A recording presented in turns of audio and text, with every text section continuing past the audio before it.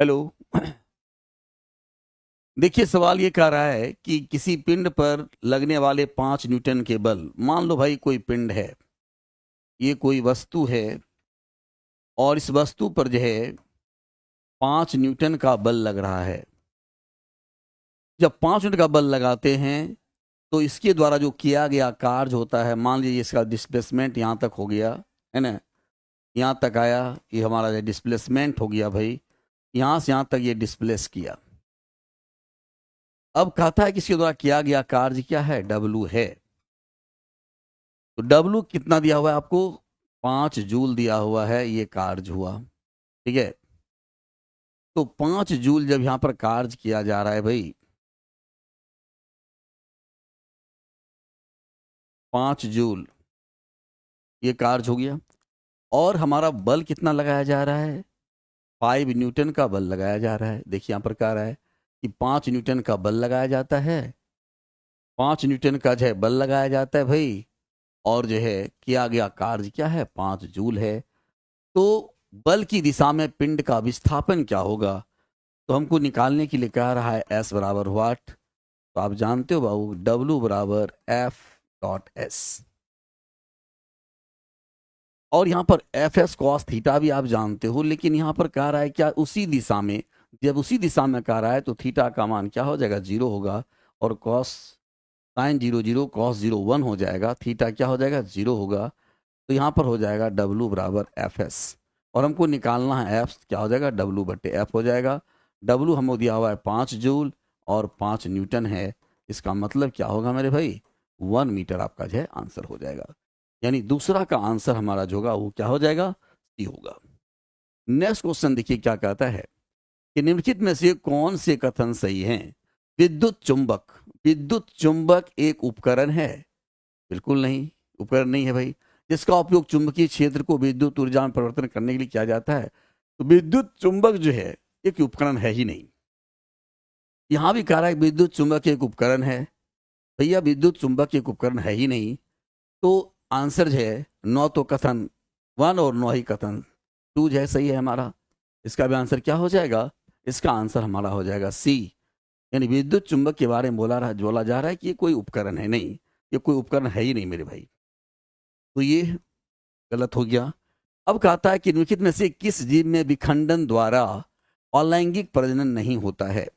विखंडन द्वारा अलैंगिक प्रजनन की क्रिया कहाँ पर होती है भाई, तो हमारा जो है लिस्मेनिया डोनोभानी, प्लाज्मोडियम, अमीबा, ये जो हमारे यहाँ एक कोशिकी जीव हैं, और एक कोशिकी जीव में विखंडन के द्वारा जो है प्रजनन की क्रिया होती है। लेकिन केचुआ जो है हमारा, केचुआ में क्या होता है भाई, केचुआ जो है में मेल और फीमेल दोनों प्रकार के सेक्स ऑर्गन पाए जाते हैं। इसलिए यहाँ पर जो है विखंडन की क्रिया द्वारा प्रजनन नहीं होता, यहाँ पर जो है लैंगिक प्रजनन होता है। तो आंसर हमारा क्या हो जाएगा, किसमें पूछा जा रहा था कि नहीं होता है, तो आंसर हमारा जो हो जाएगा भाई केचुआ में नहीं होता है।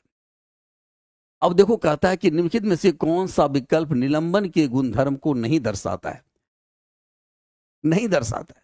नहीं को अंडरलाइन कर लीजिए सबसे पहले, नहीं तो गलती होने की संभावना बनती है भाई। अब देखो निलंबन क्या होता है, सस्पेंशन होता है। और सस्पेंशन में जो घुले घुले हुए जो पार्टिकल्स होते हैं उसका आकार जो होता है वो 10⁻⁵ से बड़ा होता है, जिसके कारण जो है वो आंख से जो है हमें दिखाई पड़ता है मेरे भाई, है ना। जैसे मान लो गंदा जल है, उसमें देखोगे छोटे छोटे पार्टिकल जो मूव करते हुए नजर आएंगे, वो क्या कहलाता है हमारा, वही कहलाता है हमारा सस्पेंशन। तो यहाँ पर जो है देखिए क्या कह रहा है कि निलंबन के कण इससे गुजरने वाले प्रकाश की किरण को फैला देते हैं। बिल्कुल सही बात है भाई, है ना। निलंबन के कणों को आंखों से नहीं देखा जा सकता है। हमने भी क्या कहा कि निलंबन के जो पार्टिकल होते हैं उसका जो है आकार जो है 10⁻⁵ से क्या होता है, ज्यादा होता है। और जब ज्यादा होगा तो हम उसे क्या करेंगे, आसानी से उसे हम देख पाएंगे। ठीक है, तो यहाँ पर लिख रहा है कि नहीं देख पाएंगे, ये जो है, तो यहाँ पर क्या होगा, ये जो नहीं दर्शाता है इसके गुण को। आंसर हमारा क्या हो जाएगा, बी हो जाएगा। निलंबन प्रकृति में अस्थायी होते हैं, नहीं बिल्कुल अस्थायी होते हैं भाई, एकदम बिल्कुल अस्थायी होता है, बिल्कुल सही है। निलंबन एक विसमांगी मिश्रण होता है, बिल्कुल। विसमांगी मिश्रण ऐसे मिश्रण को कहा जाता है जिसमें कि सॉल्यूट और सॉल्वेंट स्पष्ट दिखाई पड़ता हो मेरे भाई। तो बिल्कुल निलंबन क्या है, एक विसमान मिश्रण है। तो ये सारे तीनों गुण है इसमें तो भाई बिल्कुल पाए जाते हैं, लेकिन ये जो है आंख से नहीं देखा जाता है, ये वाला गुण है नहीं पाया जाता, इसलिए आंसर हमारा क्या हो जाएगा, बी नंबर आंसर हमारा सही होगा। कहता है जब एक खोखली बोतल को वायुरुद्ध तरीके से बंद किया जाता है, ठीक है, मान लिया जाए एक बोतल है, एक बोतल है भाई, इस बोतल को हमने क्या किया, इस बोतल में हमने जो है ठेपी लगा दिया, इस प्रकार से इसको बंद कर दिया। अब इस बोतल को क्या कहा जाता है कि और पानी के अंदर धकेला जाता है। मान लीजिए कि ये पानी है, इसके अंदर हम इस बोतल को क्या करते हैं, इस बोतल को जो है नीचे हम ठेलते हैं। तो पानी को, तो बोतल को जब तुम ठेलोगे भाई, तो बोतल अपने आयतन के बराबर पानी को डिस्प्लेस करेगा, और वो डिस्प्लेस वाटर क्या करेगा, बोतल पर ऊपर की ओर जो है बल लगाएगा, जिसके कारण बोतल जो है क्या होगा, ऊपर चला जाएगा। बोतल पर लगने वाले गुरुत्वाकर्षण बल पानी के उत्प्लावन बल से अधिक होता है। बोतल पर लगने वाला उत्प्लावन बल पानी के उत्प्लावन बल से अधिक होता। अगर ऐसा होता है ना, ऐसा होता भाई कि इसके बोतल पर लगने वाला गुरुत्वाकर्षण बल पानी से ज्यादा होता, तब तो बोतल पानी के अंदर डूब जाता। पानी खाली बोतल पर बल नहीं लगाता है, पानी तो बल लगाता ही लगाता है भाई, है ना, चाहे खाली बोतल या बड़ा बोतल रहे। बोतल पर लगने वाला गुरुत्वाकर्षण बल पानी के उत्प्लावन बल से के बराबर होता है। अगर बराबर होता तो ये पूर्णतः डूब कर तैरता मेरे भाई। लेकिन बोतल पर पानी का उत्प्लावन बल बोतल पर लगने वाले से अधिक होगा। जब अधिक होगा तब ना ये क्या होगा, बोतल वापस उछल जाता है, कह रहा है। तो ऊपर लगने वाला जो बल होगा वो ज्यादा होगा, नीचे लगने वाला जो गुरुत्वाकर्षण बल होगा ये से जो है ज्यादा होगा, तब इसको ऊपर फेंक देगा भाई। इसलिए आंसर हमारा क्या हो जाएगा, डी नंबर आंसर सही होगा। क्योंकि जो गुरुत्वाकर्षण बल जो कि बोतल को नीचे खींचेगा और उस पर लगा उत्प्लावन बल ज्यादा होगा, तो ज्यादा बल क्या करेगा, बोतल को ऊपर फेंक देगा। तो यहाँ पर जो है उत्प्लावन बल बोतल पर लगने वाले गुरुत्वाकर्षण बल से क्या होता है, अधिक होता है। नेक्स्ट क्वेश्चन देखो, कहता है एक पैर टूटकर जमीन पर इस प्रकार गिरता है। ये तो मैथ का क्वेश्चन आ गया मेरे भाई, ये मैथ वाले सर देखेंगे आपका, है ना। मनुष्य की छोटी आंत में मौजूद झिल्ली की कुछ विशेषताएं नीचे दी गई है। अब देखो ये कह रहा है माइक्रो झिल्ली के बारे में, झिल्ली के बारे में। आप जानते हो भाई कि छोटी आंत का जो 3 भाग होता है ना, कौन कौन, पहला होता है ड्यूडेनम, दूसरा होता है जेजुनम, तीसरा होता है इलियम। और इलियम जो भाग होता है वो इस प्रकार से जो है अंगुली नुमा भार भाग होता है, इस प्रकार से इसको कहा जाता है भिल्ली।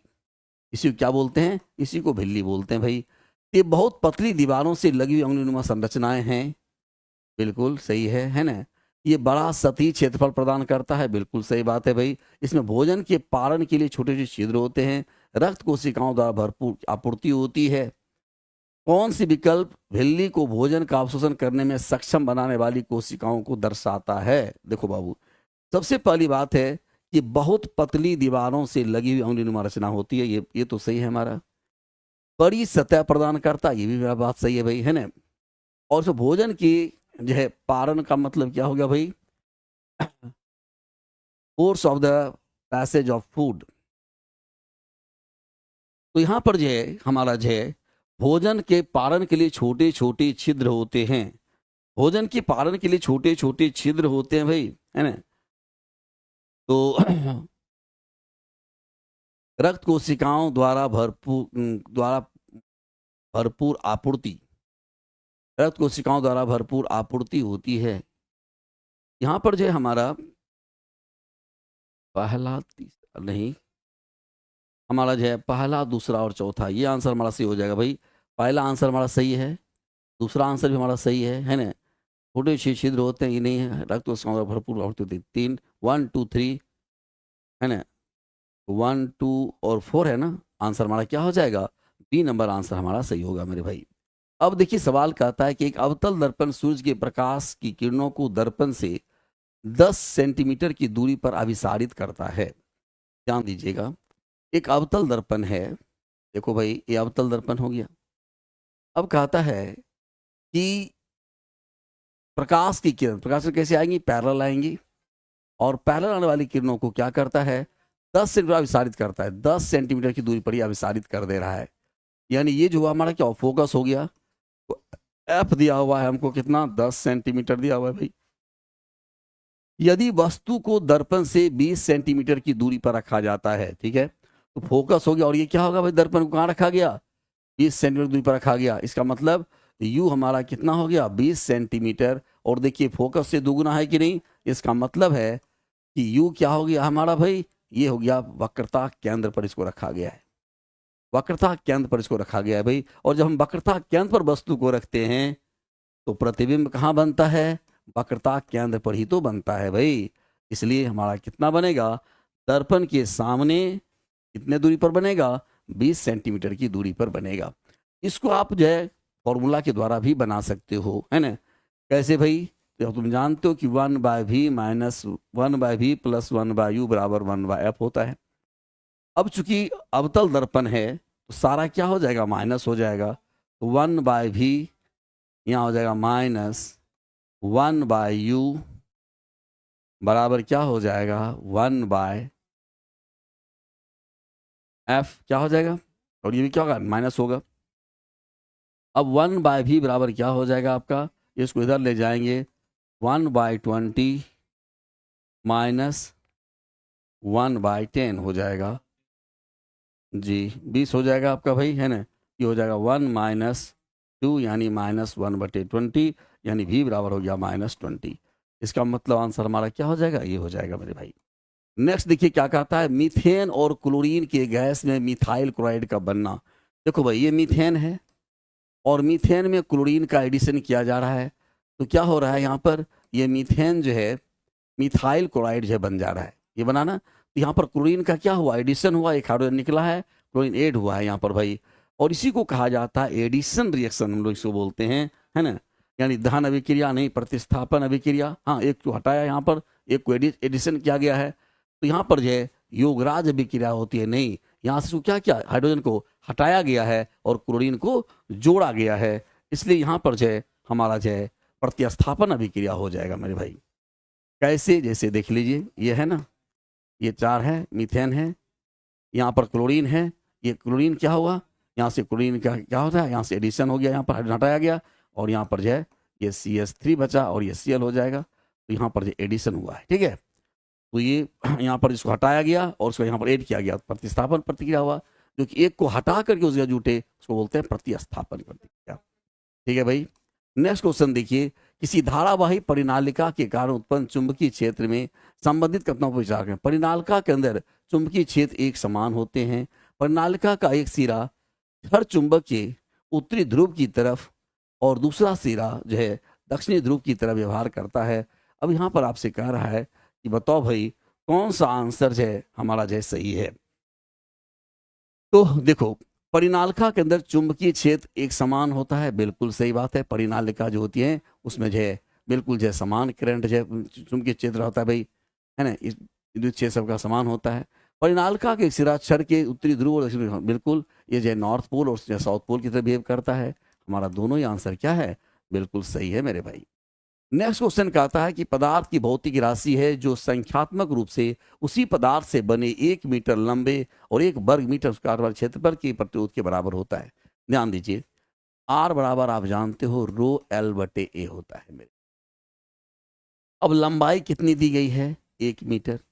अगर हम आर बराबर रो, यहाँ एल को भी 1 कर दें और यूनिट क्षेत्रफल भी दिया हुआ है भाई, इसको भी 1 लिख दें, तो आर बराबर क्या हो जाएगा, रो होगा। इसका मतलब इकाई लंबाई तथा इकाई अनुप्रस्थ काट के क्षेत्रफल का जो प्रतिरोध होता है वही क्या कहलाता है, वही रेसिस्टिविटी कहलाता है, उसे ही प्रतिरोधकता कहते हैं। तो प्रतिरोधकता हो जाएगा यानी रेसिस्टिविटी हो जाएगा मेरे भाई। नेक्स्ट क्वेश्चन देखो, कहता है द्रव्यमान और भार के बारे में क्या सही है। द्रव्यमान, मास, मास के बारे में आप जानते हो कि मास जो है एक अदिश राशि है भाई, और जो है भार जो एक सदिश राशि है। क्योंकि मास जो होता है वो शुद्ध तौल होता है, और भार क्या होता है भाई, भार जो है किसी वस्तु पर लगने वाला क्या होता है, बल होता है ना। तो जो जिस बल से पृथ्वी किसी वस्तु को अपने केंद्र की ओर खींचती है उसी को तो भार कहते हैं। तो भार हमारा क्या हो जाएगा, एक सदिश राशि हो जाएगा, जबकि द्रव्यमान क्या हो जाएगा, एक अदिश राशि हो जाएगा। आंसर हमारा कौन हो जाएगा भाई, आंसर हमारा डी नंबर सही होगा।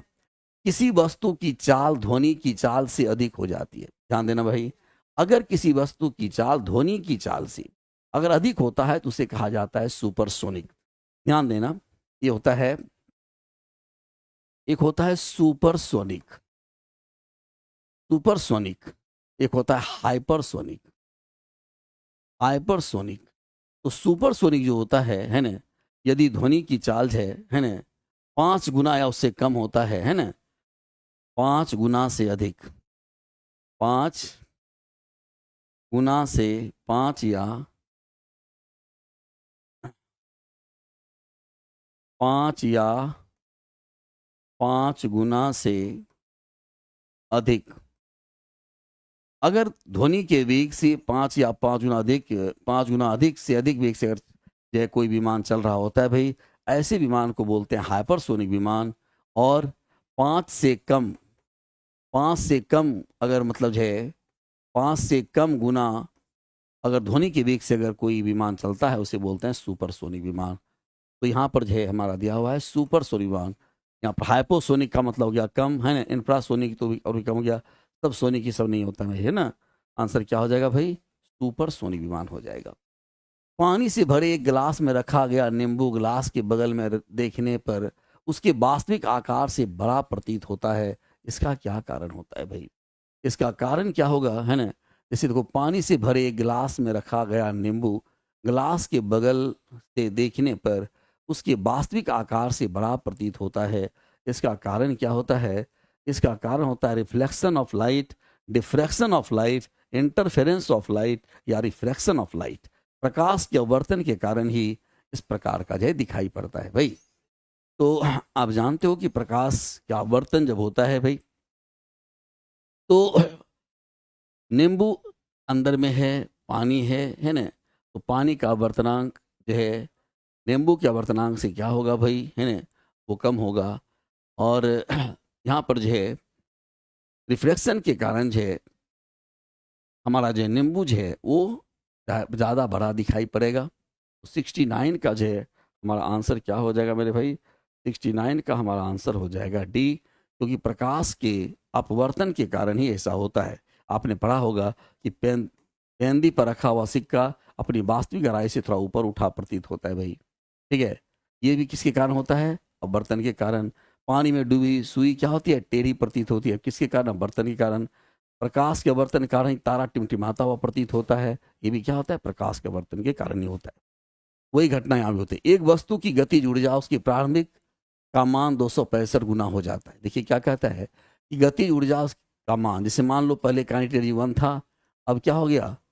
अब जो है काइनेटिक एनर्जी K2 हो गया। अब कहता है K2 का जो मान है वो 256 गुना ज़्यादा है K1 से। नया संवेग क्या होगा? देखो बाबू, हाफ एम भी स्क्वायर ये होता है। अगर हम एम को ऊपर से गुना कर दें, काइनेटिक एनर्जी अगर ऊपर से गुना कर दें, ऊपर जो है भी एम से गुना कर दें, नीचे भी एम से गुना कर दें, यहाँ पर क्या हो जाएगा? हाफ एम भी स्क्वायर बटे एम हो जाएगा। यानी हो जाएगा हमारा हाफ पी स्क्वायर बटे क्या हो जाएगा? पी स्क्वायर बटे एम हो जाएगा। ये काइनेटिक एनर्जी हो गया।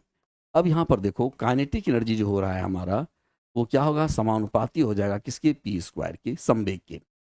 अब यहाँ पर जो है हमारा जो है अगर काइनेटिक एनर्जी K1 बटे K2 है ना, बराबर क्या हो जाएगा, है ना, P1 बटे P2 का क्या होगा? स्क्वायर हो जाएगा। अब यहाँ पर काइनेटिक एनर्जी पहला हमारा क्या है? 1 है, और यहाँ क्या है? 256 है भाई।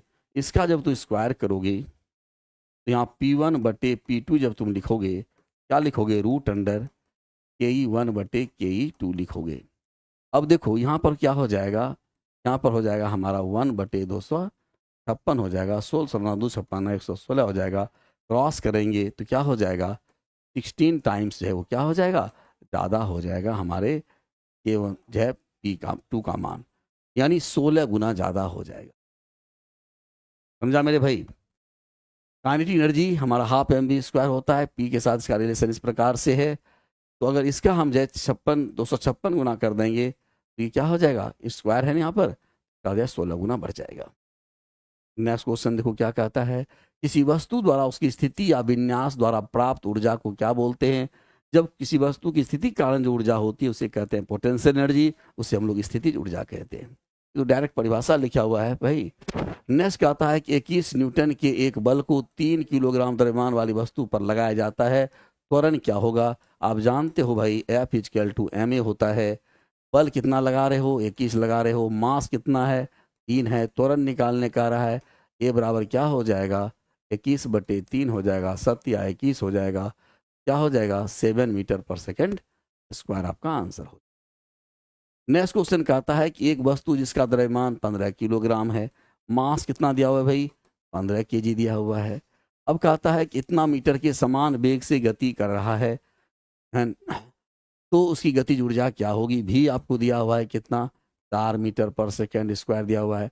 अब कह रहा है काइनेटिक एनर्जी का मान निकालो, क्या लिखोगे हाफ एम भी स्क्वायर करोगे, तो हाफ करोगे, मास कितना दिया हुआ है भाई 15, और जो है भी स्क्वायर का मान क्या होगा 4 × 4 कर दोगे, यहाँ पर क्या होगा 2 दूनी 4 होगा, 5 4 120, क्या हो जाएगा 120 जूल इसका हो जाएगा। आंसर क्या हो जाएगा भाई 120 जूल।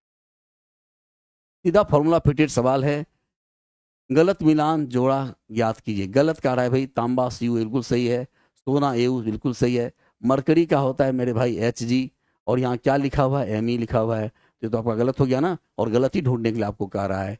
आंसर हमारा क्या हो जाएगा सी हो जाएगा। प्लेटिनम पीडी है ही, एजी है ये है ना, तो सिर्फ वनली ई वनली, ए और बी वनली है ना, डी सिर्फ सी वनली, सिर्फ सी वनली होगा, सिर्फ ये हमारा जो है गड़बड़ है।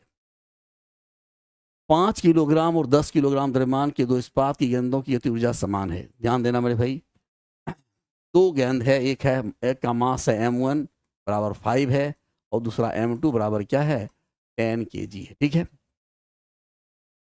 गेंद कहता है कि दोनों का गतिज ऊर्जा क्या है समान है, यानी इसका भी काइनेटिक एनर्जी जो है, यानी ये दोनों क्या है बराबर है। जब काइनेटिक एनर्जी बराबर होगा मेरे भाई, तो स्वाभाविक है कि जिसका मास कम होगा उसका वेग ज्यादा हो जाएगा। तो कौन तेज चल रहा होगा भाई, गति ऊर्जा निकाय के चाल पर निर्भर नहीं करता। 5 kg वाला जो है वो क्या हो ज्यादा तेज चलेगा। क्यों चलेगा पर ज्यादा तेज, क्योंकि यहाँ पर लिखेंगे हाफ एम भी स्क्वायर, ये m1 हो गया, बराबर यहाँ लिखोगे हाफ m2v2 स्क्वायर लिखोगे भाई। जब m1 यहाँ पर हमारा क्या है, m1 हमारा जो है लेस देन m2 है, तो v1 जो हमारा हो जाएगा वो ग्रेटर देन क्या हो जाएगा v2 से हो जाएगा। ठीक है, तो ये जो है हमारा 5 की जरूरत गेंद तेज चलना शुरू कर देगा। नेक्स्ट कहता है कि अधिकांश सरीसृपों में होते हैं 4 पक्षीय हृदय। 4 कक्षीय हृदय होता है किसमें, ये होता है हमारे स्तनधारी में। आप जानते हो भाई स्तनधारी हम लोग जो है उसमें 4 कोशिका हृदय पाया जाता है। अपूर्ण 3 कोशीय हृदय, 3 कक्षीय हृदय है ना, अपूर्ण द्विकक्षीय हृदय। द्विकक्षीय हृदय किसमें पाया जाता है, ये पाया जाता है हमारे मछली में। ठीक है, 3 कक्षीय हृदय है, अपूर्ण 3 कक्षीय हृदय है ना, 3 कक्षीय हृदय पाया जाता है हमारे रेप्टाइल में, और ये आपसे पूछा भी जा रहा है ना। और अपूर्ण 3 कक्षीय नहीं बल्कि 3 कक्षीय हो जाएगा, ये हमारा जो है रेप्टाइल में हो जाएगा मेरे भाई है ना। तो 76 का आपका आंसर क्या हो जाएगा सी हो जाएगा। नेक्स्ट क्वेश्चन कहता है कि वायुमंडलीय अपवर्तन के कारण सूर्योदय और सूर्यास्त में लगभग लगभग तय की ये दूरी हो सकती है। तो वायुमंडलीय अपवर्तन के कारण सूर्योदय और सूर्यास्त में लगभग जो है 2 मिनट का जो है देरी हो सकती है मेरे भाई। नेक्स्ट क्वेश्चन कहता है कि कौन सा उत्तक अंतरकोशिकीय क्षेत्र बड़ा होता है। अब ये क्वेश्चन बार बार देख रहे हैं भाई, ये क्वेश्चन जो आपने कहा था मैंने पेरेनकाइमा जो होता है, पेरेनकाइमा में इंटरमोलिकुलर स्पेस क्या होता है ये ज़्यादा होता है। आंसर हमारा क्या हो जाएगा पेरेनकाइमा हो जाएगा। कॉलेनकाइमा, स्केलेनकाइमा, जाइलम है ना, ये सब में जो है इंटरमोलिकुलर स्पेस जो क्या होते हैं बहुत कम देखने को मिलते हैं। नेक्स्ट क्वेश्चन है कि सिल्वर क्लोराइड एक डार्क बोतल में संग्रहित किया जाता है। इसलिए संग्रहित किया जाता है भाई कि ये जो है लाइट से क्या करता है रिएक्शन कर लेता है। डार्क बोतल रखने पर इसमें सनलाइट नहीं पड़ता और रिएक्शन नहीं होता है भाई। तो यहाँ पर देखिए क्या क्वेश्चन दिया हुआ है, चॉइस है सूरज की प्रक्रिया में ये बचाने के लिए इसको जो है सूरज की रोशनी जब पड़ेगी तो रिएक्शन कर लेगा, इसीलिए मतलब जो है इसको बचाने के लिए क्या किया जाता है डार्क लाइट में इसको रखा जाता है। प्राकृतिक वनस्पति जनन किसमें नहीं पाया जाता है। देखो प्राकृतिक वनस्पति जनन करने का मतलब वेजिटेटिव रिप्रोडक्शन किसमें नहीं पाया जाता है भाई ब्रायोफाइलम में।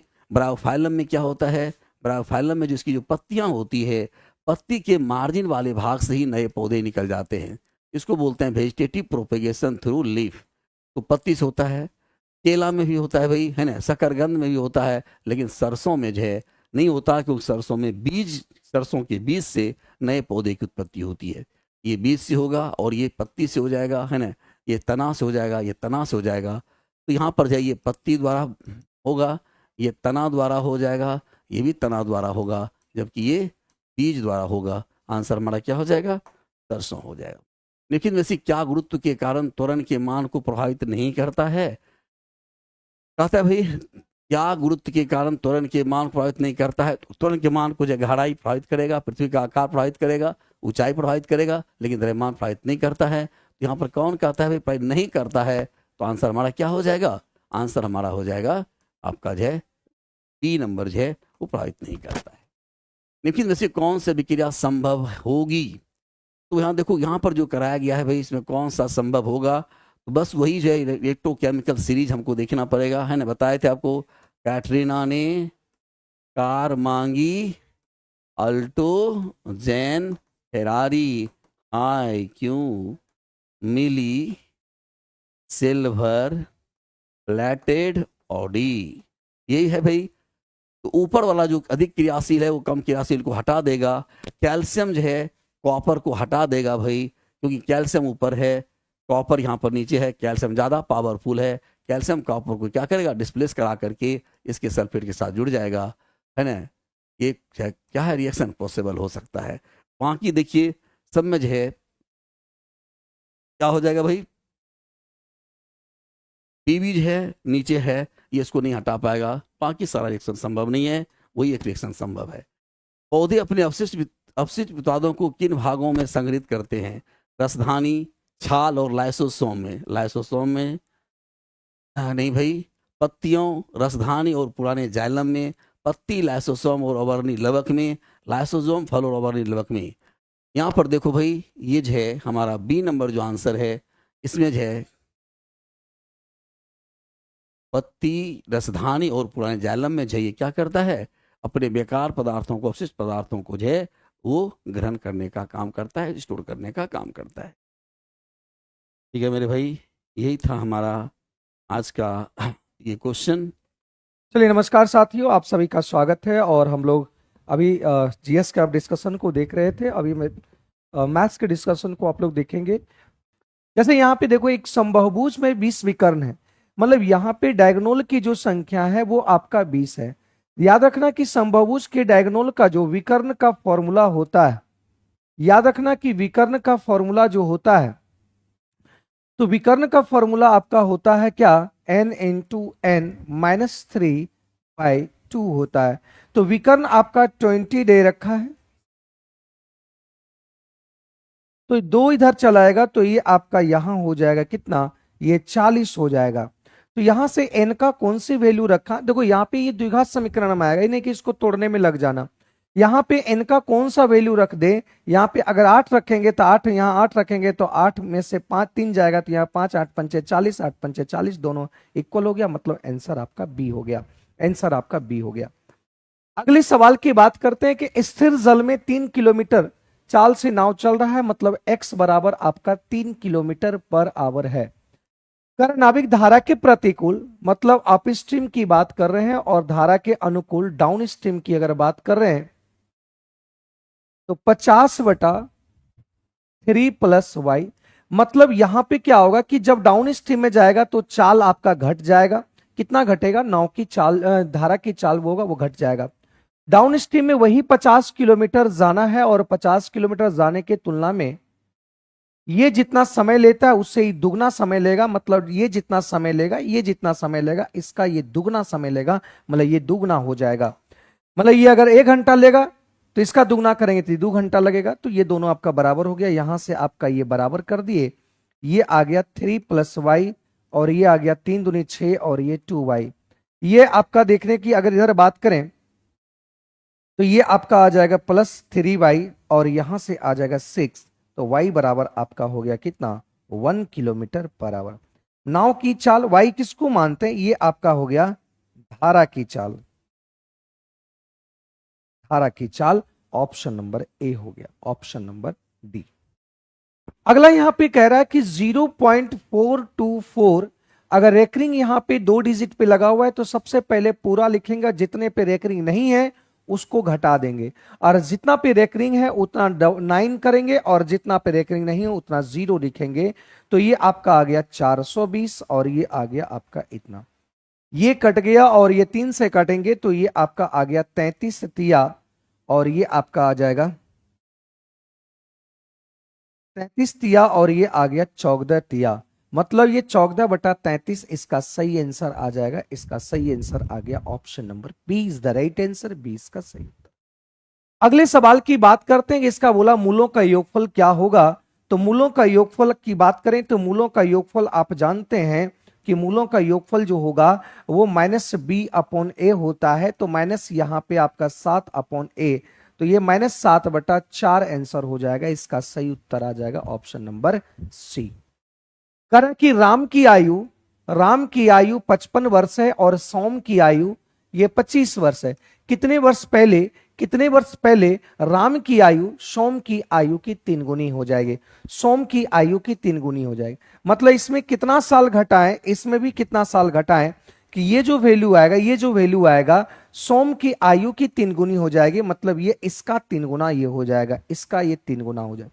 तो देखते हैं यहां 3 गुना होने के लिए यहां पे देखते हैं कौन से ऑप्शन को घटा दें कि इसका 3 गुना हो जाएगा। अगर हम 7 साल घटाते हैं तो 7 घटाएंगे तो यहां पे आ जाएगा आपका कितना 48, और यहां 7 घटाएंगे तो यहां 7 घटाएंगे तो ये आपका हो जाएगा 18। ये आपका 3 गुना नहीं होगा।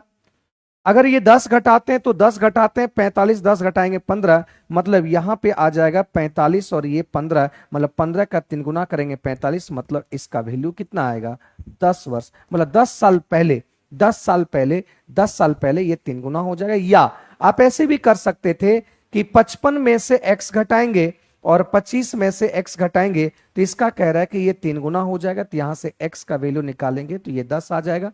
आंसर सी हो जाएगा। आंसर कितना आ जाएगा भाई, सी इज द राइट आंसर, सी इसका सही उत्तर आएगा। ठीक है, अगली बात करते हैं कि समबाहुभुज के प्रत्येक अंतःकोण का माप इतना है। तो याद रखना कि प्रत्येक अंतःकोण का जो मान होता है, प्रत्येक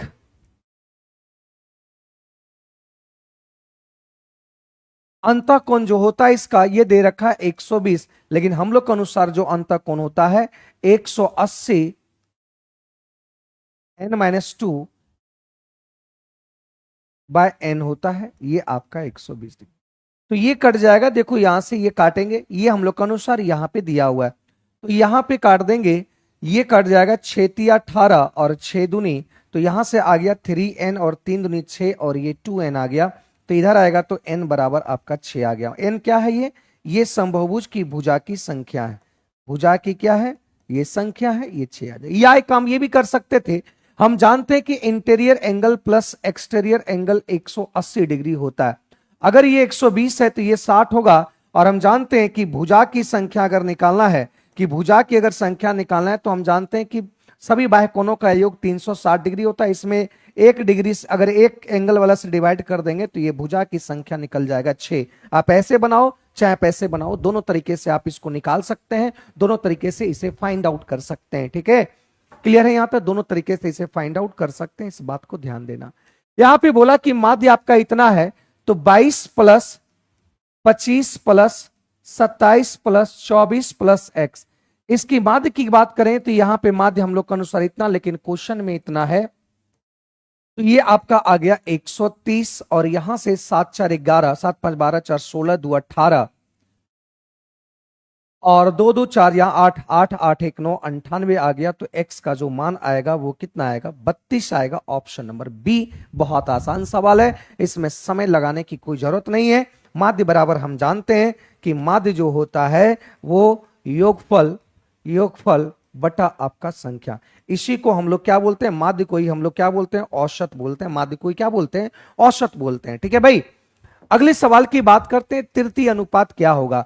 तृतीय अनुपात मतलब यहां पे ये रेशियो का प्रोपोर्शनल का टॉपिक है, जिसमें कह रहे हैं कि ए रेशियो बी और बी रेशियो आपका सी, मतलब ये आपका हो गया। तो इसमें हम लोग कहते हैं कि ये फर्स्ट प्रोपोर्शनल है, इसको हम लोग बोलते हैं मीन प्रोपोर्शनल है, और इसको बोलते हैं थर्ड प्रोपोर्शनल है। तो यहां से ये वैल्यू पूछ रहा है, तो यहां से एक बात समझना कि 10/50 ये हो जाएगा a बटा बी और ये बी बटा सी हो जाएगा। और ये 50 बटा सी, सी की जगह पर आपका एक्स मानना पड़ेगा क्योंकि यही पूछ रहा था। तो 0 से 0 कट गया, मतलब ये हो गया आपका कितना 250। मतलब ये तृतीय अनुपात आपका आंसर आ गया कितना 250। इसका सही आंसर आ जाएगा 250। 250 इसका सही आंसर आ जाएगा। एक और कंडीशन होता है ए रेशियो बी और रेशियो सी रेशियो डी। ये आपका ये कंडीशन होता है, इसको हम बोलते हैं फर्स्ट प्रोपोर्शनल, इसको बोलते हैं सेकंड प्रोपोर्शनल, इसको बोलते हैं थर्ड प्रोपोर्शनल, इसको बोलते हैं फोर्थ प्रोपोर्शनल। ठीक है, यहां भी आपको क्या लिख सकते हैं, ए बटा बी और सी बटा डी ये लिख सकते हैं। ठीक है, कर है कि एक किसी वस्तु को 12,300 में खरीदता है। मतलब यहां से एक खरीदता है आपका, एक खरीदता है 12,300 में। अब ये क्या करे, 200 भाड़ा लगाया और बेच दिया बी को। ए ने बेच दिया किसको, ए ने बेच दिया बी को, और बी ने इसको बेच दिया किसको, सी को। तो यहां पे बात करना कि सी का सीपी कितना होगा। मतलब ये इससे खरीदा, ये इससे खरीदा, तो बताओ कि ये खरीदा था 12,300 और भाड़ा लगा दिया आपका कितना, ये 200। मतलब ये आपका टोटल खरीदा कितना 12,500। तो 12,000 ये 500 में खरीदा, तो 12,500 में ये खरीदा कौन, ए खरीदा। ए ने बेचा बी को, तो ए ने बेचा बी को 10% लाभ पर, तो 10% लाभ पर 110 बटा 100। फिर बी ने सी को बेचा कितना 6% लाभ पर, तो ये आपका हो जाएगा 106 बटा 100 हो जाएगा। तो यहां से इसको काटेंगे, ये कट जाएगा, ये काटेंगे तो ये कट जाएगा। और यहां से आपकी अगर बात करें 25 पंचे, 25 पंचे और ये 2 पंचे, 2 से इसको काटेंगे तो ये आपका 53 आ जाएगा, 53 आ जाएगा। ठीक है, 25 या 75 का 5 और 25 पंचे 125, 125 और 7, तो ये इतना आएगा। और गुना 11 करेंगे तो यहां 5, 5 2 7, 3 2 6, 6, तो ये आपका आ गया।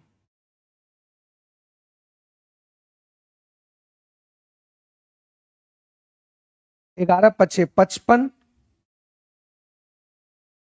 5, 5 2 7, 3 2 6, 3 1 4, इतना आ गया। मतलब ये आपका ये सीपी हो गया किसका, सीपी का, ये सीपी हो गया। सी का आपका क्या हो गया, सी का ये सीपी हो गया। सी का ये क्या हो गया भाई, सी का ये सीपी हो गया। बात समझे यहां तक, किसी को कोई डाउट यहां तक बोलो। 3 2 5, यहां पे 5 होगा। ये आ गया सी का सीपी, क्योंकि सी ने खरीदा है, ए ने बी को बेचा, बी ने सी को बेचा, तो ये आपका आ गया इसका। कह रहा है कि सी ने अपने क्रय मूल्य से इतना रुपया अधिक अंकित करता है। मतलब 5 5 10, 7 1 8, 9 5 14, 4 2 6, 1 7 और 1 1, सॉरी 1 ही होगा ना,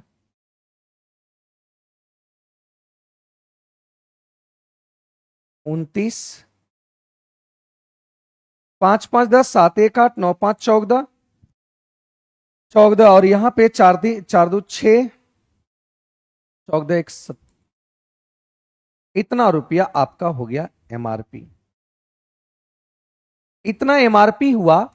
अब कह रहा है कि सी का लाभ कितना होगा। सी का अगर लाभ की बात करें, तो सी का लाभ की बात करें तो ये आपका छूट पर बेच दिया,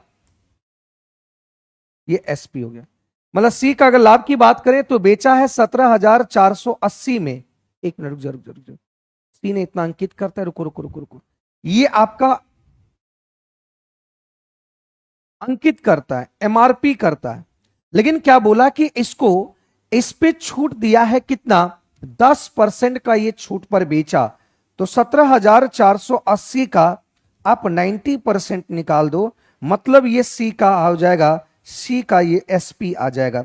तो सी का एसपी की अगर बात करें तो यहां से आ गया 9 8 72, 9 8 72, 9 चौक 36 36 और ये 7 43, 9 7 63 आपका हो गया 63 67 और 9 1 9 9 6 15, ये आपका इतना आ गया।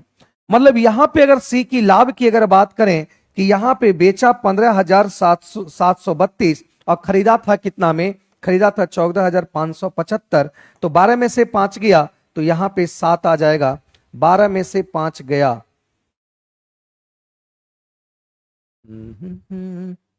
देखो कहीं पे गुणा भाग में कहीं पे मिस्टेक हुआ है क्या?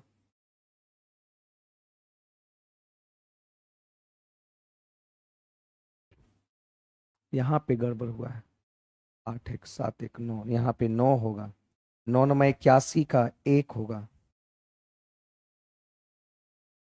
9 चौक 36 और 8। 9 9 81 का 1। 9 चौक 36, 36 और 8 44। 9 सती 63 और 4 ये 7, और ये आ गया 9 इकाई 9,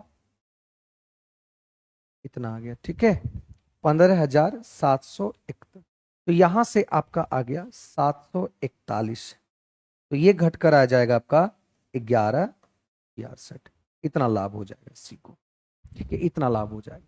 कैलकुलेशन इसमें ज्यादा कुछ है नहीं, कैलकुलेट है, कैलकुलेशन है। किसी घन के विकर्ण की लंबाई इतना दिया है तो इसका आयतन क्या होगा? तो याद रखना, घन का जो विकर्ण होता है, तो घन का जो विकर्ण होता है, तो विकर्ण आपका होता है a√3।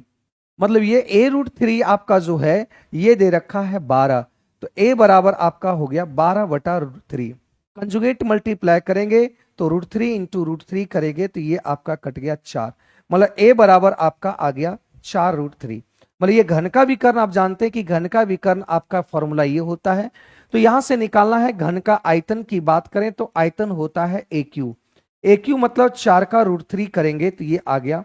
तो 4 चौक 16, 16 चौका 64, 64 गुना 3 करेंगे 4 तिया 12 और 6 चौक 24, 192√3 सेंटीमीटर।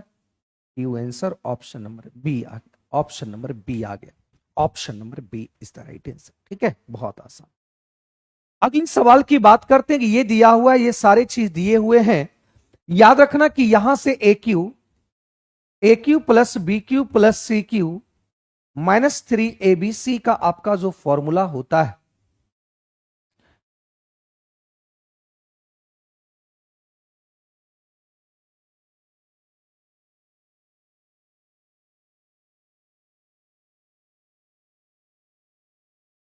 यहां से आ जाएगा A plus B plus C, और यहां पे हो जाएगा आपका, देखिए शॉर्टकट फॉर्मूला होता है A plus B plus C का whole square minus 3AB BC और ये CA, ये होता है इसका फॉर्मूला।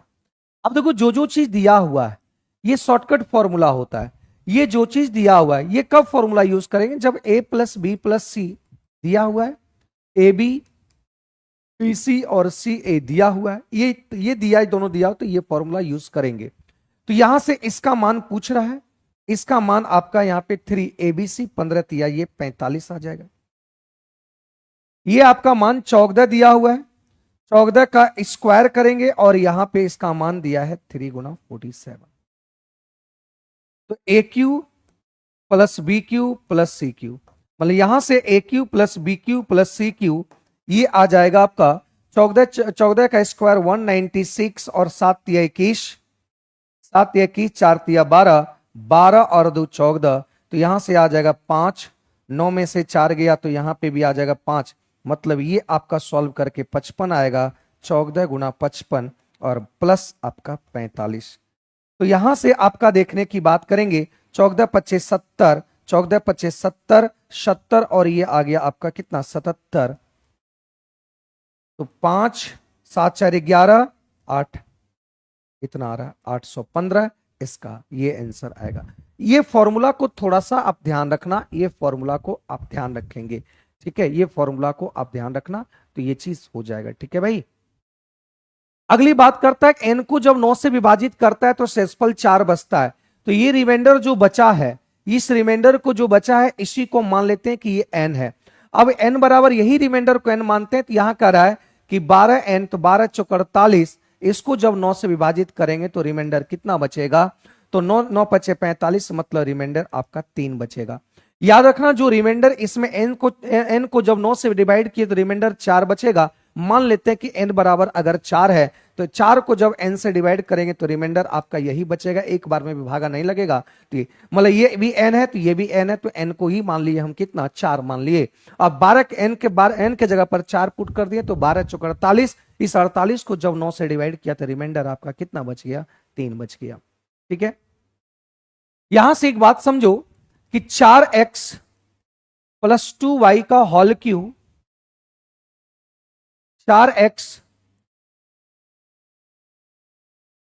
इसको सॉल्व करना है।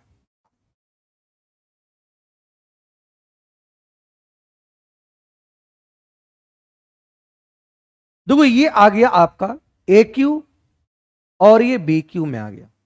तो यहां से ए क्यू का अगर निकालते हैं तो a plus b, 4x plus 2y, a plus b का होल क्यूब, ठीक है, और माइनस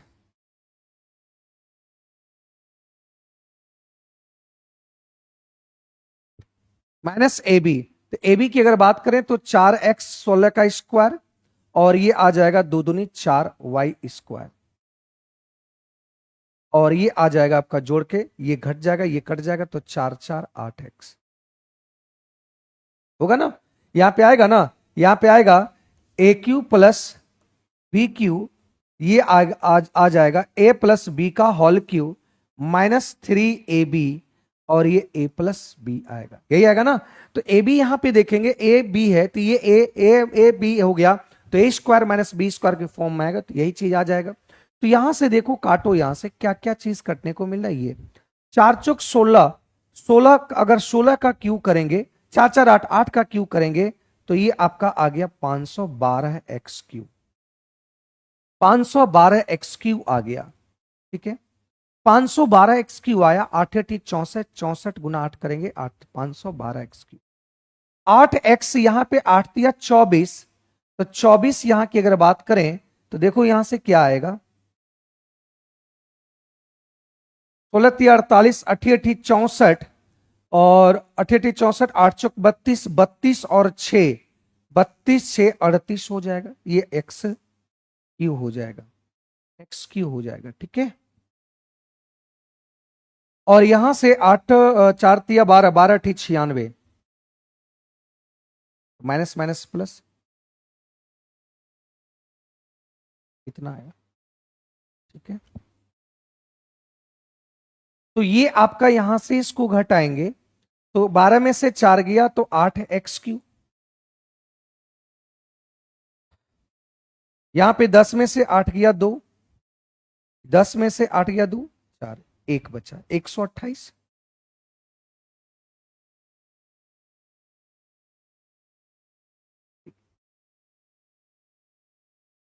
तो यहां से अगर हम यहां से कॉमन लेते हैं 16, तो 16 नमा 16 अठी, और ये आ जाएगा 16 अठी और 16 छक। तो हम लोग के अनुसार इसका सॉल्यूशन इतना आया, लेकिन कह रहा है कि यहां पे ये पूरे बराबर दे रखा है 16, याद रखना ये दोनों को कंपैरिजन करना है, ये दोनों का तुलना करना है। दोनों को जब तुलना करेंगे, तुलना से ये पता चला कि ये 16 से 16 कट गया। अब यहां एक्स क्यू है, यहां भी एक्स क्यू, मतलब ए का ए के जगह पर कितना है 8। याद रखना कि एक्स वाई स्क्वायर है, यहां भी एक्स वाई स्क्वायर है, बी बी के जगह पर कितना आ जाएगा 6। इसका मतलब क्या हुआ, इसका आंसर निकालने के लिए तो हाफ इंटू रूट अंडर 8 का स्क्वायर 64, और यहां पे बी बी का 6 छक 36, तो हाफ इंटू ये 10 आ गया, मतलब ये 5 आ जाएगा, ऑप्शन नंबर डी आ जाएगा। याद रखना इन दोनों को कंपैरिजन करना था आपको, इसको सॉल्व करके जो भी वैल्यू आता है, ये वैल्यू आया, अभी वैल्यू हम लोग के अनुसार आया, लेकिन कह रहा है कि ये इसके बराबर है, तो हम इसके बराबर लिख लिए, कंपैरिजन कर लिए, 16 16 कट गया, एक्स क्यू यहां भी एक्स क्यू, मतलब ए का जगह पर 8 रहा होगा, एक्स वाई स्क्वायर मतलब बी के जगह पर आपका कितना रहा होगा 6 रहा होगा, और ये आंसर आपका आ गया, ठीक है। कह रहा है कि एक कार 275 किलोमीटर 50 किलोमीटर प्रति घंटे की औसत चाल से चलती है, अगले 315, तो औसत चाल बराबर निकालना है। तो औसत चाल की अगर बात करें कि औसत चाल क्या होगा, तो औसत चाल आपका जो होता है, औसत चाल बराबर होता है कुल दूरी बटा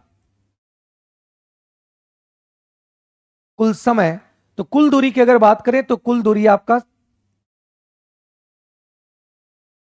और समय की अगर बात करें तो समय कैसे निकलेगा, तो देखो 275 किलोमीटर को ये आपका 50 से तय करा, ये समय आ जाएगा। 315 को ये 70 से चल रहा है, तो 14 पचे 70, 14 पचे 70 और 14 पचे 70, 5 से काटेंगे 6, ये 63 पंचे इतना आ जाएगा। 7 दूनी 14, 7 दूनी 14, 7 नमा 63, ये आ गया। ये 5 से अगर काटेंगे तो 5 पचे 25, 5 पचे 25, 5 पचे 25, ये काटेंगे 5 से, 5 दूनी 11 पचे 55, 5 2 पचे 2 पचे 10, तो 2 2 सेम आ गया, तो 11 और 9, ये 11 9 आ गया आपका कितना 20/2, मतलब ये आपका 10 घंटा टोटल लगता है। 10 से डिवाइड करेंगे तो ये औसत ये समय लगा, तो 5 5 10, 7 1 8, 8 1 9, 0 से कट जाएगा, तो ये 59 किलोमीटर पर आवर आएगा। ऑप्शन नंबर, ये टोटल समय लगा कि 10 घंटा टोटल समय लगेगा। कितना घंटा? 10 घंटा समय लगेगा। तो हम जानते हैं कि औसत चाल बराबर क्या होता है? औसत चाल बराबर होता है कुल दूरी बटा कुल समय होता है। बात समझे? यहां पे 8√3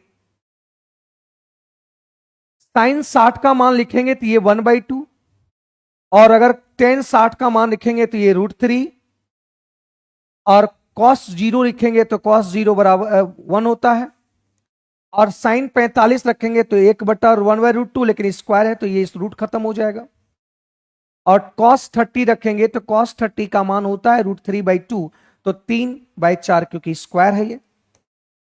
तो यहां से देखो कटने की अगर बात करें तो ये 4 कट गया, 3 गुना 3 ये 12 आ गया, ये 3 आ गया, प्लस ये 3/2, और ये आपका 2, ये भी आपका 3/2, तो 3/2 ये आपका हो जाएगा 3, 6/2, 6/2 3 आ जाएगा, तो ये पूरा कट जाएगा, और यहां आंसर आ जाएगा 12, ऑप्शन नंबर ए आ जाएगा। 12 इसका सही उत्तर आ जाएगा, क्योंकि ये 3/2, 3/2 आपका 3 हो जाएगा, +3 -3 कैंसिल हो जाएगा, आंसर 12 होगा। इसमें कोई भी कुछ ऐसा टफ सवाल नहीं था, इजी सवाल था, और इस चीज को देख पाए। यहां देखो क्या बोला, इधर आपका दिया है ये प्रश्रमिक है, और आदमी कितना है, ये है। कर 180 से कम दैनिक प्रश्रमिक पाने वाले श्रमिक, तो 180 से कम पाने वाला जो श्रमिक है, तो देखो 180, 170 से 180, मतलब आपका ये वाला 180 से कम, तो आपका ये पाने वाला है 180 से कम, तो 180 से कम, तो 55 + 80 + 108, तो यहां से अगर जोड़ेंगे तो ये 8 5 13 हो जाएगा, और यहां से अगर हम जोड़ते हैं तो 8 10 18, 18 और 5 23, 23 और एक ये आ गया 243, मतलब कह रहा है कि 190 से ज्यादा, 190 से ज्यादा, तो 190 से अधिक कमाने वाला ज्यादा जो है 190 यहां है, उसके ऊपर, तो उसके ऊपर आपका ये आ जाएगा, तो ऊपर ये आ जाएगा, तो आपका आ जाएगा 255, और 255 और 70, 220, 225, 300, आपका यह हो जाएगा कितना 25, कितना आ जाएगा भाई 325 हो जाएगा, है ना, 325 हो जाएगा टोटल जोड़ने के बाद। तो कह रहा है कि यहां पे कि 190 से अधिक प्रश्रमिक पाने वाले श्रमिकों की संख्या का कितना प्रतिशत है, कौन 180 वाला, तो 180 वाला 243 है, और ये आपका 325 है, तो गुणा 100 निकालना है इसी को, तो ये आ जाएगा 25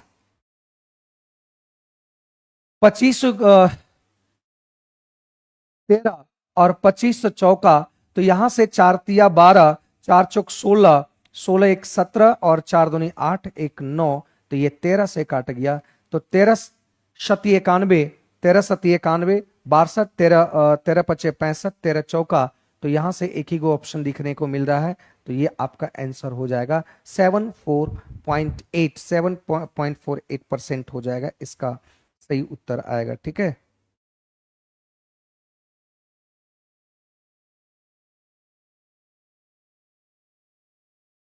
ठीक है। अगला सवाल की बात करते हैं, एक समबाहुभुज त्रिभुज की प्रत्येक भुजा, एक यहां पे समबाहु त्रिभुज है, तो समबाहु त्रिभुज में आपकी प्रत्येक भुजा ये 8, ये 8, क्योंकि समबाहु त्रिभुज में तीनों भुजा आपस में बराबर होता है, इसका प्रत्येक एंगल 60 डिग्री का होता है। तो यहां बोला कि हाइट निकालना है, तो इसकी हाइट निकालना है, तो ये हाइट आपका निकालना है, तो हाइट बराबर होता है √3/2, और भुजा 8, भुजा निकालना है, तो ये 4 हो जाएगा, तो ये 4√3 हो जाएगा, इसका आंसर ऑप्शन नंबर बी हो जाएगा, ऑप्शन नंबर बी होगा। Option number B is the right answer, B इसका सही उत्तर आएगा। ठीक है, अगली सवाल की बात करते हैं कि यहां पे बोला कि एक ऊर्ध्वाधर खंबा, एक ऊर्ध्वाधर मीनार समतल जमीन पर इस प्रकार स्थित है। ये एक जमीन है और एक आपका खंबा है और एक आपका ये मीनार है। ठीक है, एक खंबा है और एक आपका मीनार है। खंबे के सिर से, याद रखना यहां बोला है खंबे के सिर से, खंबे के सिर से मीनार के शिखर का उन्नयन कोण की अगर बात किया गया तो उन्नयन कोण की अगर बात किया गया तो ये आपका बोला गया है कि 60 डिग्री है। फिर कह रहा है कि इसी सिर से मीनार के तल का अवनमन कोण की बात करें तो अवनमन कोण और उन्नयन कोण हमेशा क्या होता है, बराबर होता है। ये √3 है, ये 30 है तो ये 1 होगा और इसका रेशियो आपका √3 होता है। याद रखना मेरे दोस्त कि अगर ये 60 दिया हुआ है, अगर ये 60 दिया हुआ है तो याद रखना 60 है तो ये आपका √3 होगा और ये आपका 1 होगा। अब बताओ कि ये और ये दोनों पैरेलल है और दोनों बराबर है, तो ये कह रहा है कि 30 की ये √3 होगा और ये कह रहा है 1 होगा। गलत बात है। ये दोनों को बराबर करने के लिए आपको यहां ही क्या करना पड़ेगा, √3, तो यहां भी √3, मतलब ये आपका 3 आ गया, मतलब ये वाला वैल्यू आपका 3 आ गया और ये 1 दिया है तो ये भी आपका कितना होगा, 1 होगा। यदि मीनार की ऊंचाई 76 है तो मीनार की ऊंचाई 76 दिया, लेकिन हम लोग के अनुसार टोटल यहां से यहां तक देखो कितना है, 4 यूनिट, 4 बराबर आपका 76 निकालना है। खंबे की ऊंचाई, तो खंबे की ऊंचाई 1 यूनिट है तो 1 से काट लो तो 19 चौका 76, मतलब 19 मीटर आंसर हो जाएगा ऑप्शन नंबर 19, ऑप्शन नंबर 19। ठीक है भाई, बहुत आसान, ऑप्शन नंबर 19। ठीक है, करा कि 500 से 650 तक के कितनी ऐसी संख्या जो 3 और 7 से विभाज्य है, तो 500 से 650 के बीच देखो कितना संख्या है, 150। अब ये 150 संख्या है तो 150 में देखेंगे 300 से विभाज्य कितना है, तो इसको 3 से डिवाइड करेंगे तो ये आपका आ गया कितना, 50। अब 150 संख्या में 7 से कितना विभाज्य है, तो 7 से पूरा पूरी जो कटेगा वही होगा, तो 7 दूनी 14 और 7 दूनी 14, 10, ये आपका 21 बार में पूरा पूरी कटेगा, मतलब 21 संख्या होगा। 3 और 7 से डिविजुअल होने वाला तो 150 से, तो 7 या 21, 21 से अगर डिवाइड करेंगे तो यहां से देखने को मिलो कितना कटेगा,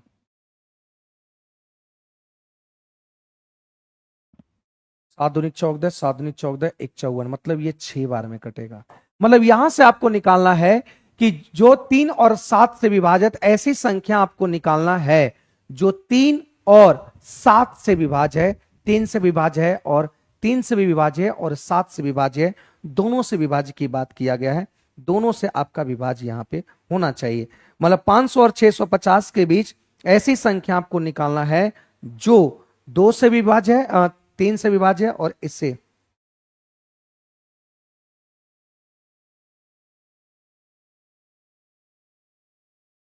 नहीं, यहां पे क्या बोला है, नहीं है, विभाज्य आपका नहीं है। ठीक है, विभाज्य आपका नहीं है।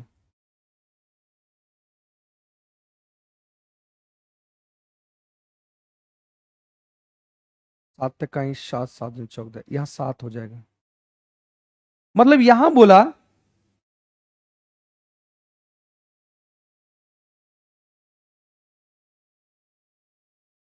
कुल संख्या कितना होगा, तो 3 से विभाज्य होने वाला 50 और 21 आपका जो है 7 से, और ऐसी संख्या जो 3 से भी विभाज्य है और 7 से भी विभाज्य है तो ये 7, इसको घटा देंगे तो यहां से आपका आ जाएगा 43, ये आ गया आपका 64। तो यहां पे बोला कि 150, 500 से बीच, 500 से 600-650 के बीच ऐसी संख्या बताना है, ऐसी संख्या बताना है, ऐसी संख्या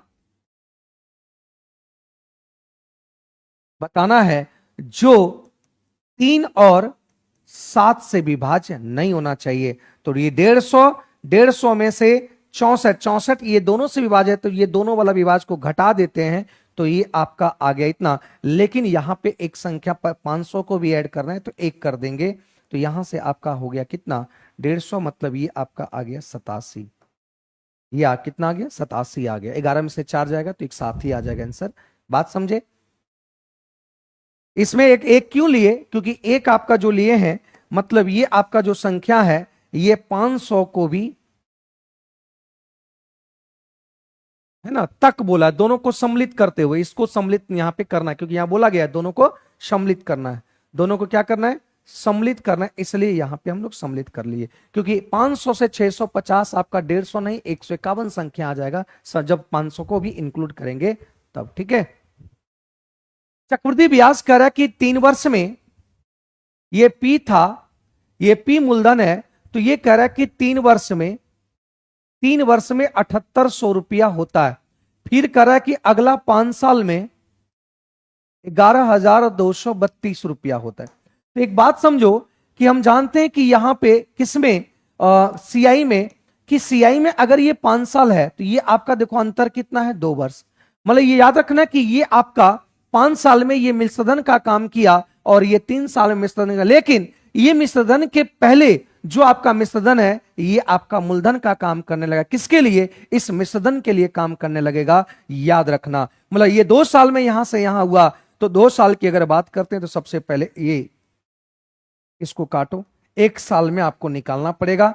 1 साल निकालने के लिए सबसे पहले इसको कट करो और रूट निकाल दो तीनों का। तो देखो 13 से ये कटेगा, 12, 13 से ये कटेगा, 13 से, और ये 13 से कटेगा, 13 तिया 39, 39 हाँ कट जाएगा, देखो 13 से ये कट जाएगा 25, और 13 से ये कटेगा, 13 तिया 39 और 13 6 78।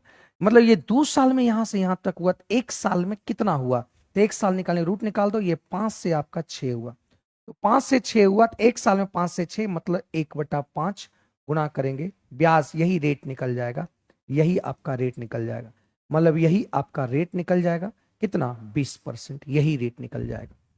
मतलब यहां पे क्या हुआ कि 2 साल में यहां से यहां ये अमाउंट के पहले, इसके जो पहले आपका है, इस पर 2 साल लगा है, तो ये आप मूलधन कहलाएगा। तो ये मूलधन यहां पे 2 साल में इतना, तो देखेंगे यहां पे काट छाट के 25 से 36 हुआ, तो ये 25 को हम क्या लिख सकते हैं, ये रूट निकालें, क्योंकि ये 2 साल में अगर 1 साल का पता चल पाएगा, हम कह रहे हैं कि 10 से 11 हुआ ये 1 साल में, हम कह रहे हैं कि ये 10 से 11 हुआ दूसरा साल में, तो ये 100 और ये 121 होगा, फिर वापस एक ये 2 साल का हो गया, तो 1 साल का निकालने के लिए क्या करेंगे, रूट करेंगे 10 से 11, फिर वही आ गया कि नहीं, वही चीज करेंगे। ये 2 साल में 25 से 36 हुआ, तो 1 साल में 5 से 6 हो जाएगा, ठीक है। एक वर्गाकार मैदान के चारों और रास्ता की चौड़ाई इतना है। मतलब एक वर्गाकार मैदान है, एक वर्गाकार ये मैदान है, याद रखना कि एक आपका पार्क है, और इसके चारों ओर ये आपका क्या है, ये एक्स है, ये भी एक्स है, ये भी एक्स है, ये भी एक्स है, तो ये आपका ए हो जाएगा, a+2x होगा, क्योंकि इधर एक्स एक्स बढ़ा, तो ये आपका ए मान लेते हैं, तो ये आपका a+2x होगा। तो याद रखना कि रास्ते का जो क्षेत्रफल होगा, रास्ते का जो क्षेत्रफल होगा वो होगा a+2x का होल स्क्वायर माइनस ए स्क्वायर हो जाएगा। तो यहां से आ गया ए स्क्वायर, 4x² और +2a, 4 दूनी 8, 2 दूनी 4ax और माइनस ए स्क्वायर, ये कैंसल हो गया, तो आपका आ गया यहां से 4x कॉमन लेंगे, तो 4x अगर हम कॉमन ले लिए तो यहां से आपका बच जाएगा x, और यहां पे बच जाएगा क्या, ठीक है। तो 4x की, x क्या है, आपकी चौड़ाई है, तो 4 गुना 4.5, और ये 4.5 प्लस ए आ गया, लेकिन रास्ते का क्षेत्रफल यहां दे रखा है कितना, ठीक है, रास्ते का क्षेत्रफल यहां पे दे रखा है इतना। बात समझे यहां तक, बोलो यहां तक किसी को कोई दिक्कत है, बोलो भाई, यहां तक किसी को कोई दिक्कत अगर है तो बताओ, बात समझे, रास्ते का क्षेत्रफल हम कैसे निकाले, इस बात को ध्यान देना। तो ये आपका कट जाएगा कितना बार में, ये कट जाएगा आपका 23 चौका 23 पंचे, मतलब 23 पॉइंट आपका इतना बार में कट जाएगा। तो यहां से आपको निकालना है,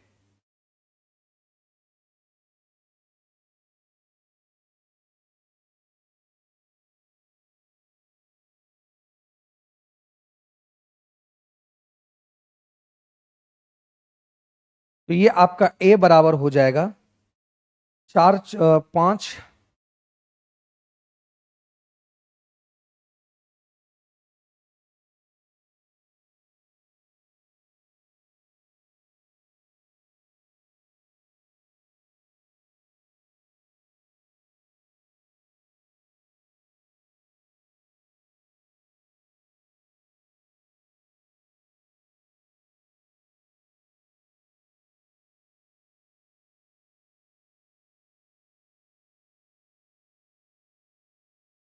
यहां से 0 0, तो 5 7 3 1, ये आ गया 1।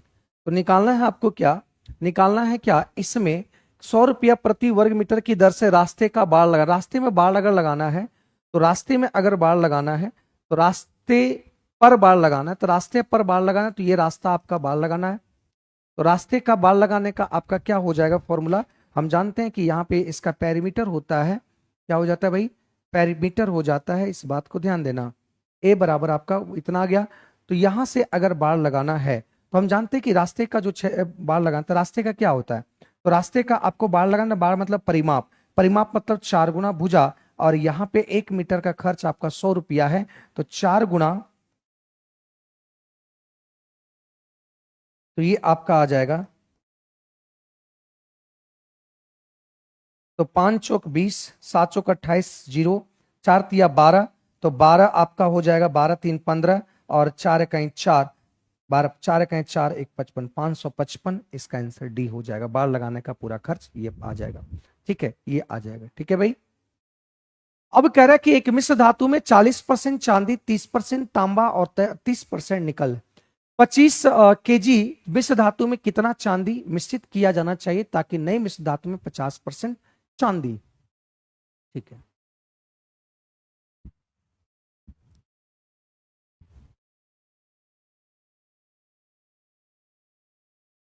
कितना चांदी मिश्रित किया जाना चाहिए कि नए मिश्र धातु में 50% चांदी।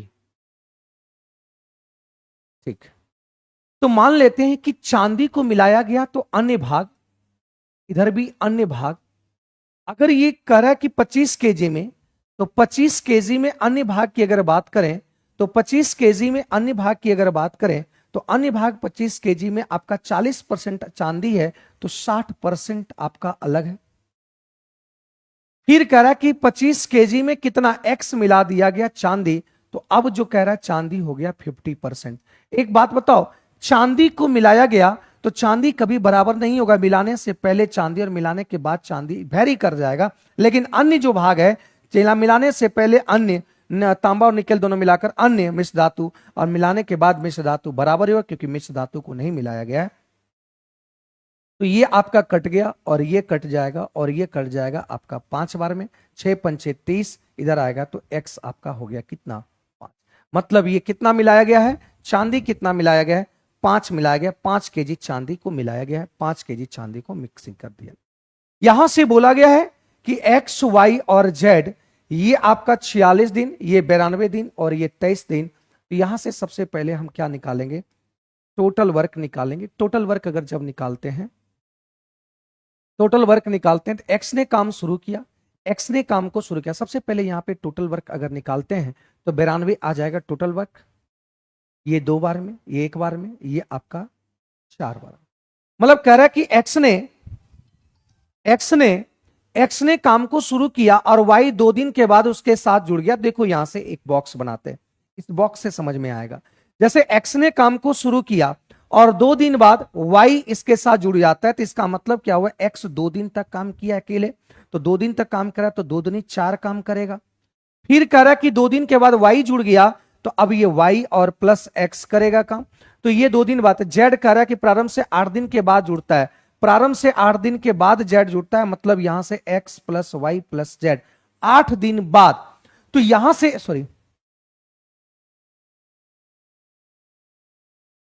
प्रारंभ से 8 दिन बाद जुड़ता है, तो ये 2 दिन, ये 8 दिन बाद जुड़ता है, इसका मतलब ये आपका 6 दिन तक रहा होगा, और ये x plus Y plus Z 8 दिन के बाद जुड़ जाता है, तो 6 दिन रहा है एक्स वाई, तो 3 2 1 3 3 6 3 18 यूनिट काम कर चुका है। तो रिमेनिंग काम कितना बचा है देखो, तो 18 4 आपका 22 काम ये हो गया, तो आपका बचा हुआ है यहाँ पे 0 और 22, यहाँ पे आपका कितना 70 काम बचा हुआ है।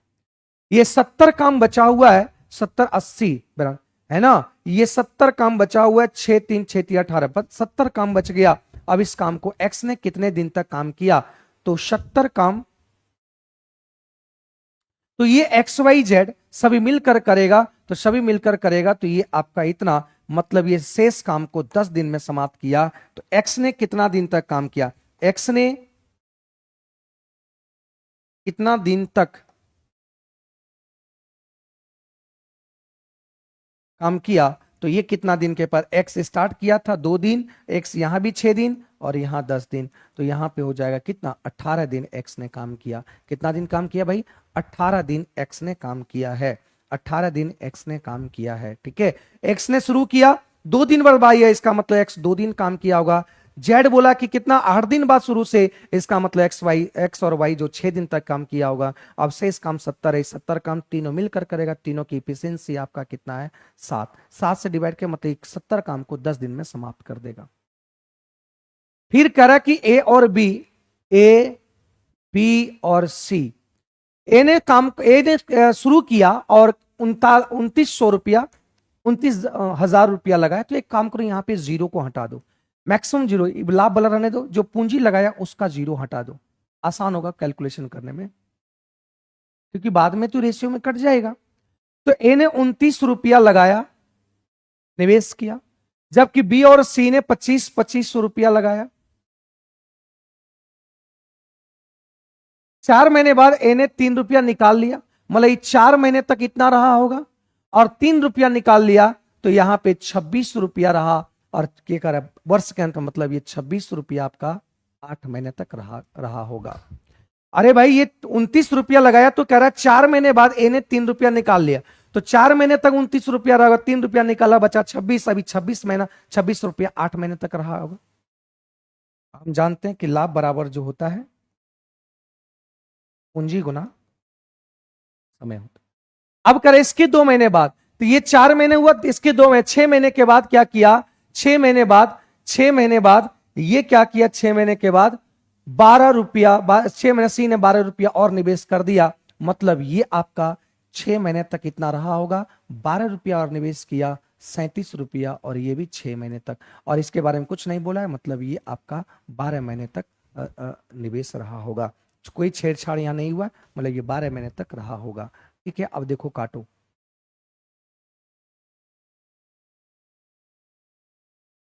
4 4 दूनी 8, 4 इकाई 4, दो कॉमन होके कट गया, 4 कॉमन लिए, तो ये आपका 4 से नहीं कटेगा, 4 से 2 कटेगा, 2 से 4 दूनी 6 दूनी, 2 से काट दिए कॉमन होके, ये आ गया, ठीक है।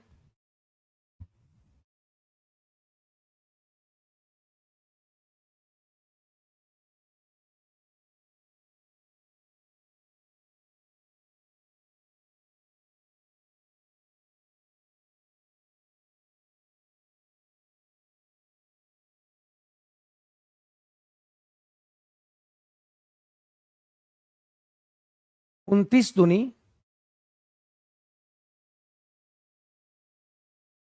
और 6 चौक 24, 4 दूनी 8,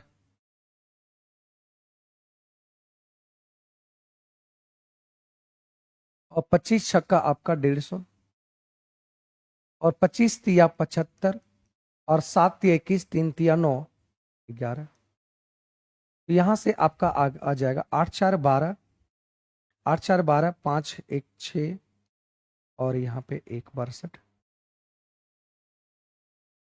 5 1 6, 7 1 8,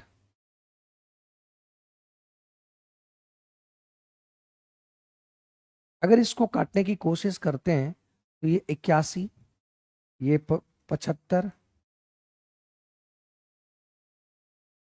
और सभी को अगर हम जोड़ते हैं यहां से तो 5 3 8 8 1 9, 5 3 8 8 1 9, और 8 7 15, 15 और 9 24, 24 24, ये आ गया इतना, इतना यूनिट के बराबर अगर दिया हुआ है कि टोटल लाभ आपका 33,200 है, निकालना किसका है, सी का हिस्सा, तो ये 93 निकाल लीजिए, ठीक है, निकाल लीजिए, ठीक है। तो ये आपका आ जाएगा आंसर ये वाला, ठीक है, ये आ जाएगा आपका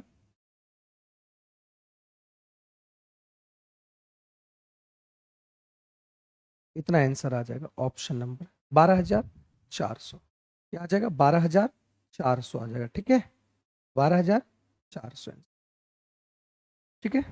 चलिए आज की क्लास को हम लोग यहीं पर स्थगित करते हैं, और एक एक क्वेश्चंस को आप देखने की कोशिश किए और समझें, हर क्वेश्चंस आपका बहुत इजी है, बहुत इजी। थोड़ा सा कैलकुलेटिव कुछ कुछ को सवाल में था, वो भी कैलकुलेटिव को हम आसान कर दिए। और देखिए इस सारे सवाल आपके कंप्लीट हो गए। मिलते हैं अब नेक्स्ट सेशन में। Thank you.